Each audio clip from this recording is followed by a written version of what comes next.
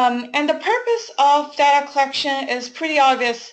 It's to obtain information that you need and making sure that you have a record of the instance and able to pass those information on to others who might not have experience in that instance. And if necessary, the data will allow you to be able to go back in years and triangulate what happened at the time of the robbery. And to do that, you will need a very detailed and complete data set.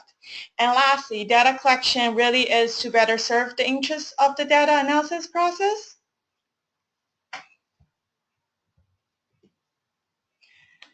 Data analysis is critical to smart decision making in just about every aspect of your business. In violent crime, you can't just assume a countermeasure or the security that you have put in place prevents offender from committing a crime. You need to gather intel longitudinally to understand the impact of that countermeasure or security. Doing so will enable you to determine the best course of action for different aspects of your violent crime prevention efforts.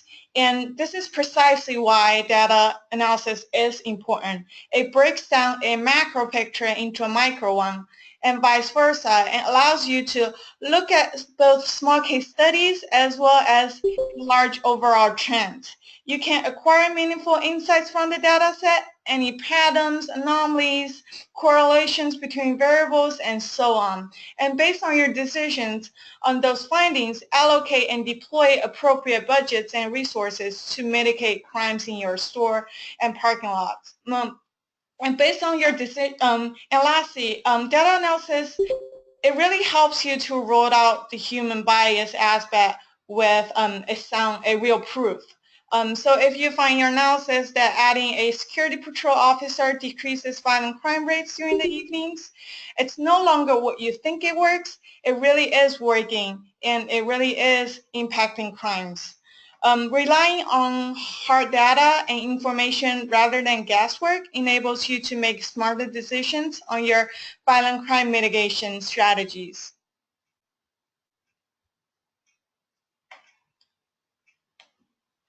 So for most of us, we already have a case management system in place. So if a violent crime incident occurs, the store manager or the field person can immediately fill out the related information accordingly. The advantage of the case management system is that the data that's being submitted are fairly easy to extract and analyze. Usually an analyst can easily pull those information and dump into Excel and analyze the data that way. And a lot of times the information that's been collected are pretty consistent even if it's filled out by different group of people because you are asking the same information every time. But there's this one tricky aspect of the data, the case management system, which is we could potentially miss out on certain information. For instance, if the system doesn't ask the time of the robbery or the characteristics of the offender, that information can be forever lost. And this is the main focus of my presentation, which is we are not collecting nearly as enough data as we should have about violent crimes, especially robberies.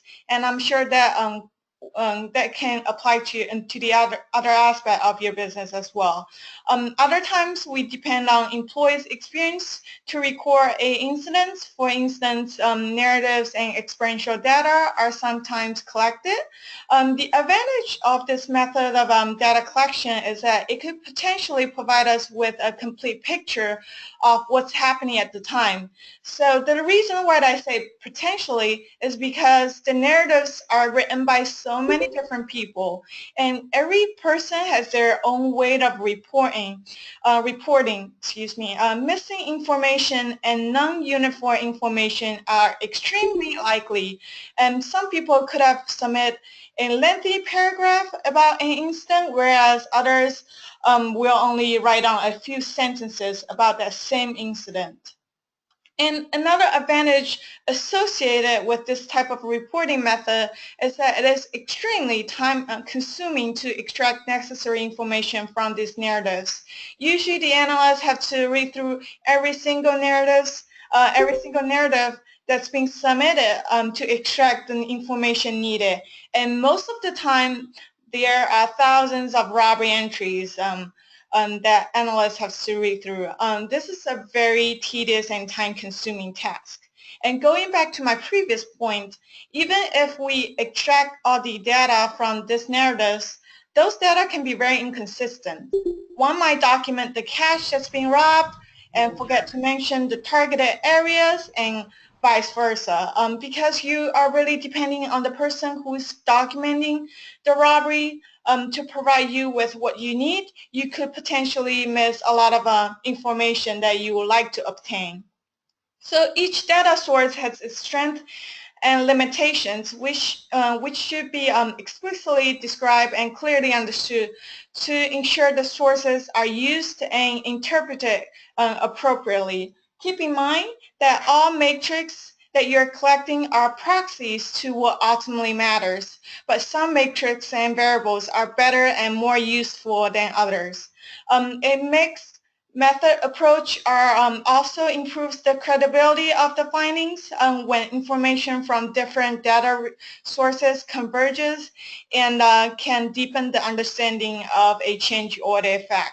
After going through many retailers' robbery data, it really did surprise me on how little data we collect on robbery incidents. And I'm not here to criticize on anybody's data management system or the data collection process, but rather to maybe point out some of the areas or flaws on the data robbery data intake process that we can potentially improve upon.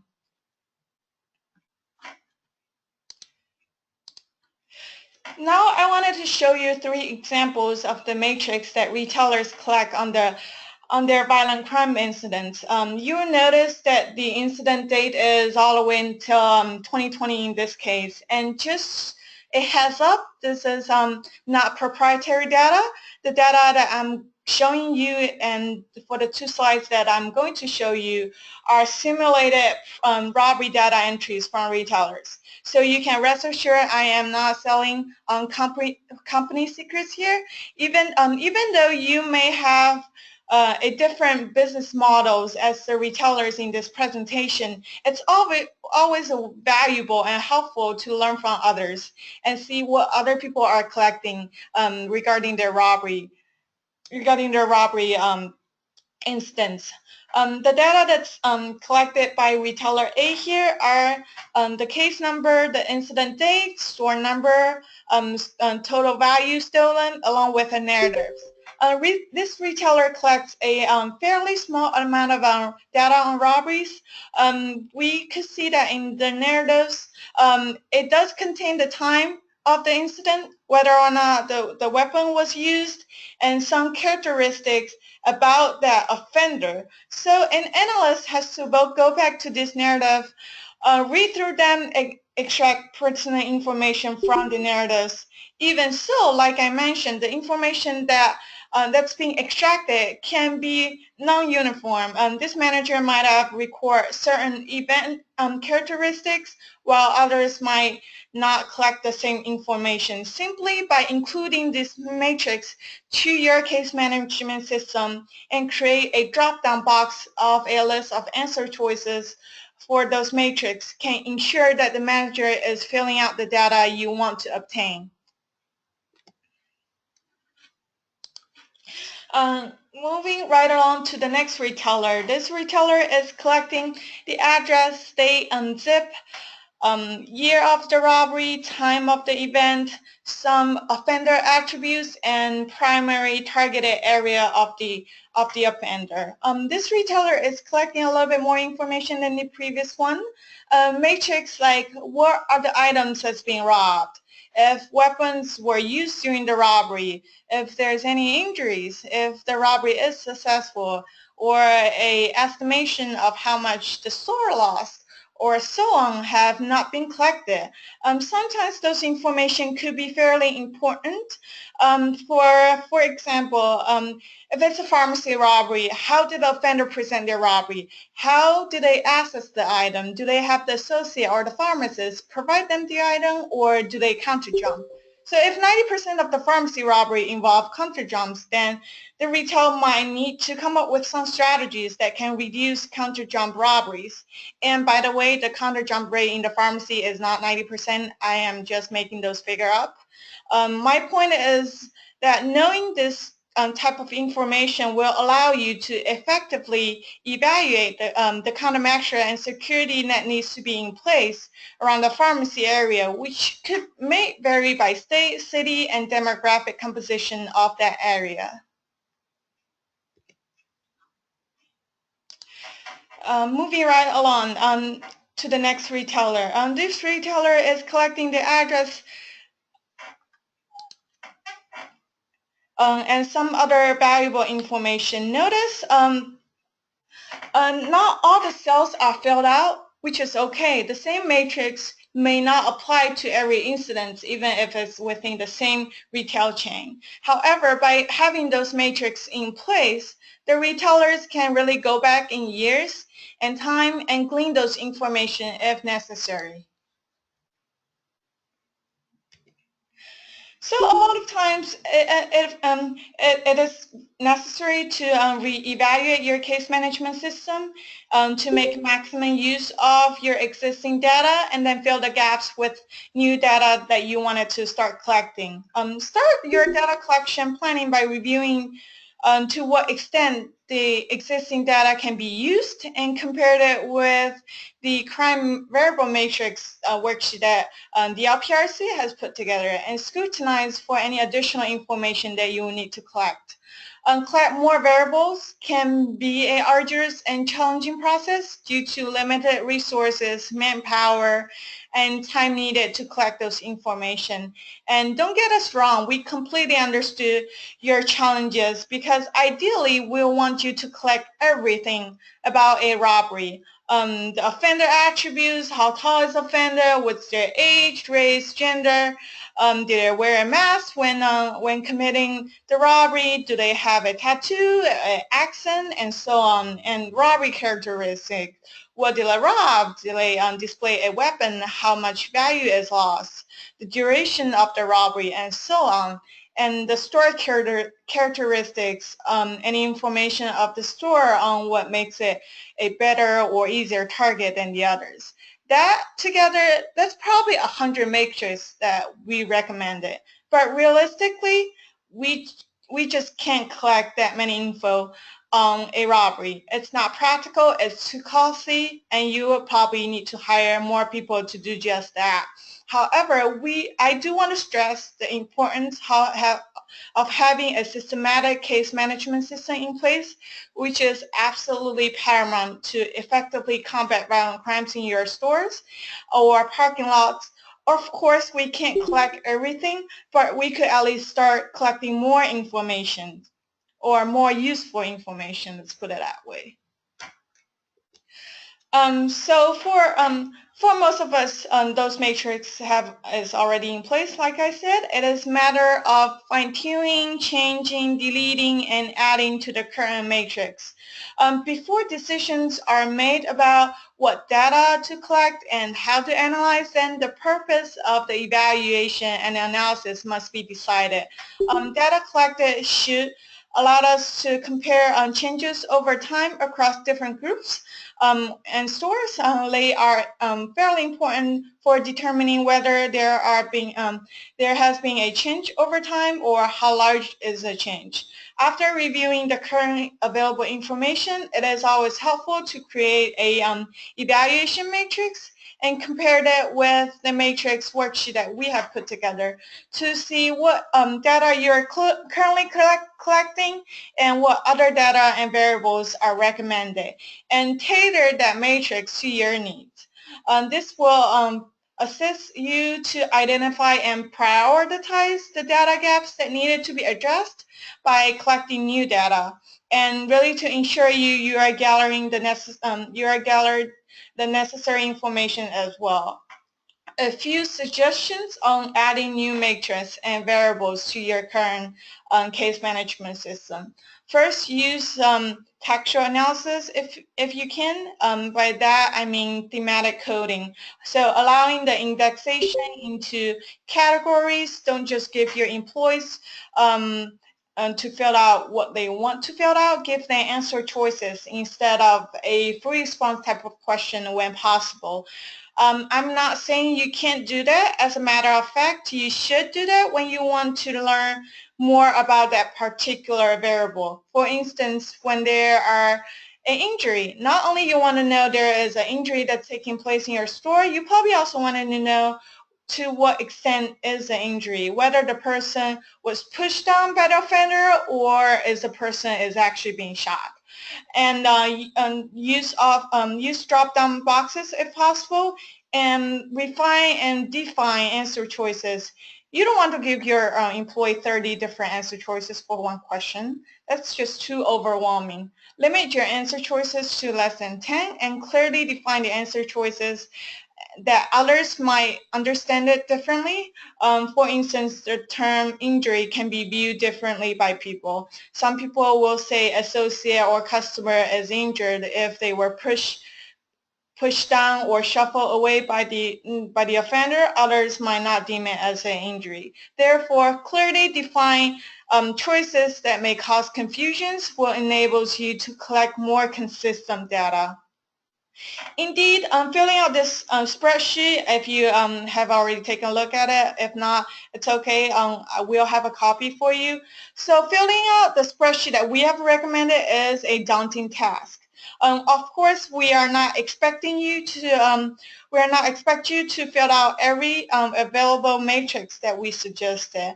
And as a matter of fact, you don't need to do that.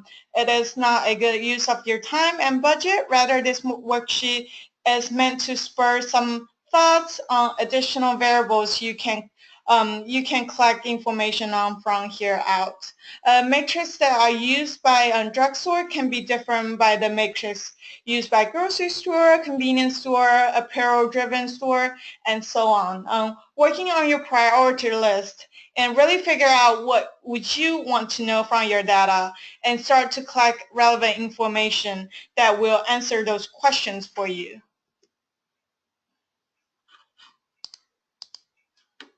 So it is one thing to collect data, leveraging it is another story. Once you have insights you need, be sure to use them to your advantage.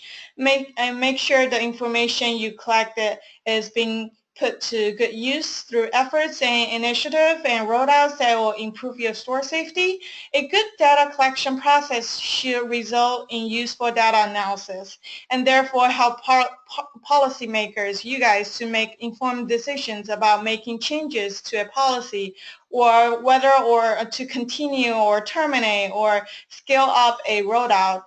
If it's a systematic data collection procedure in place, the analysis part should be fairly easy.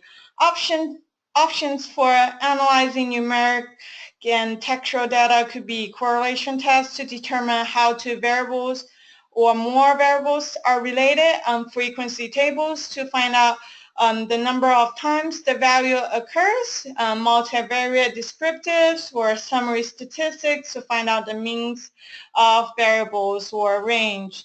I'm not going to go to details about the data analysis procedures because you may not be targeted audience for this.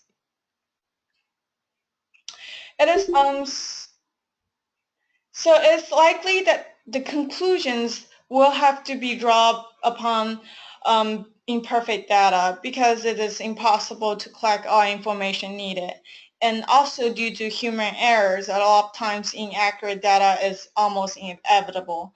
Hence, it's important to be transparent about the limitations and describe how these may affect the findings, conclusions, and recommendations of the analysis.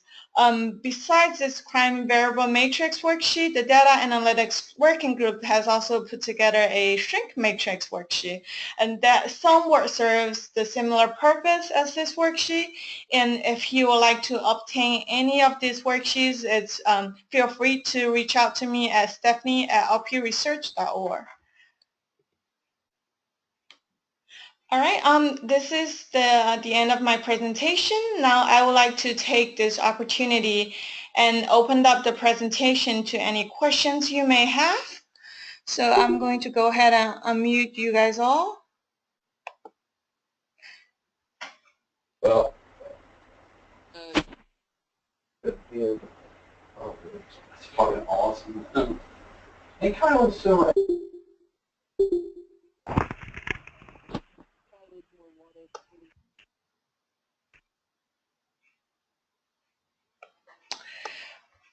Well, if there is no question, this is the main focus of our webinar today.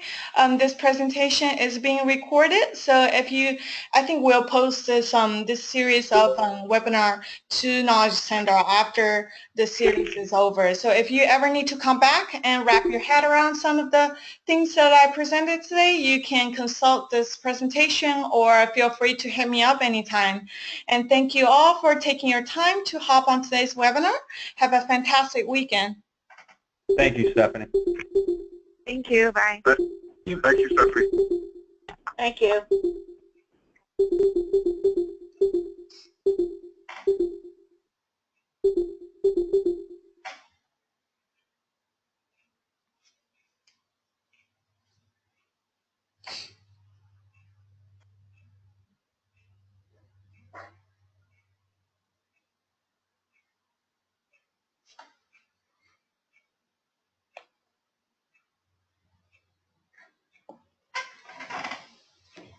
This is